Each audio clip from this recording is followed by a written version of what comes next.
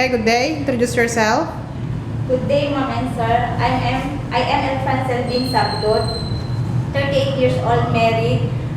I am two children, 17 years old and 13 years old boy. I am two siblings, one brother and one sisters. Are you married? Yes, ma'am. Okay, and who will look for your children if you're going to My Hong Kong? husband, ma'am. Your family allows you to go abroad. Yes, ma'am. What is your religion? Roman Catholic, ma'am. And what is your position in the family? I am the eldest, ma'am. What is your educational attainment? College undergraduate, ma'am. What course did you took up before? Bachelor of Science Information Technology, ma'am. How long you studied in college? 2 years, ma'am. 2 years, okay. Yes, ma'am. And are you an ex-abroad? Yes, ma'am. From what country? Singapore, ma'am. How long you work in Singapore? 5 years and 9 months, ma'am. Okay. For how many employer? One only, ma'am. How many members of the family? 2, ma'am. Okay. Couple? Yes, ma'am. How old are they? 62 years old and 63 years old, ma'am. So elderly couple. Yes, ma'am. No kids in the house? No, ma'am. Okay. And how many helpers do they have? Only one, ma'am. Only you? Yes, ma'am. So what did you do as a helper in the house?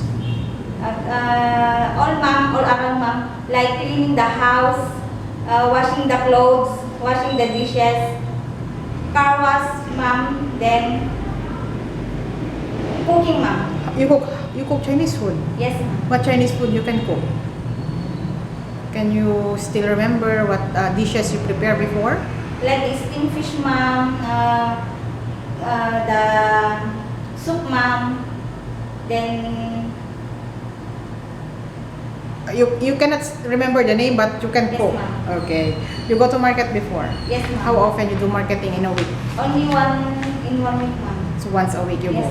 ma'am. You have day off before in Singapore? Yes, ma'am. How many times in a month? 4, ma'am. 4 times. Yes, ma'am. What day? Sunday, ma'am. Sunday. Okay. So why you did not? Why you go home?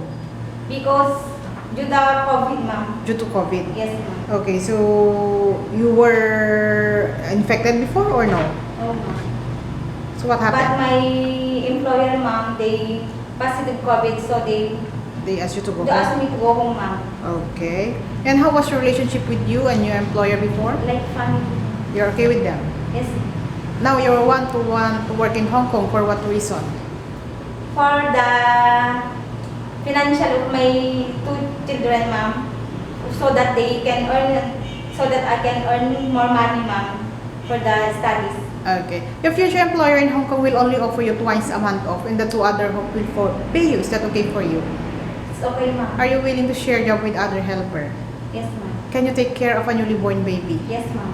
You love kids. Yes, ma'am. Can you handle naughty kids? Yes, ma'am. Are you ready to go Hong Kong anytime now? Yes, ma'am. Are you willing to share job with other helper? Ma'am? Are you willing to share job with other helper? Yes, ma'am. Your future employer now is watching you. What can you assure and promise to them? To my future employer, hi, ma'am and sir. What is your assurance to them? Or you have any message? I do my best, sir, to do my responsibilities and duties.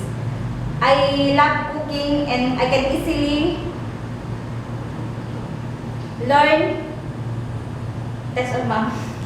Thank you, sir, and see you soon. Okay, thank you very much. HL 2332.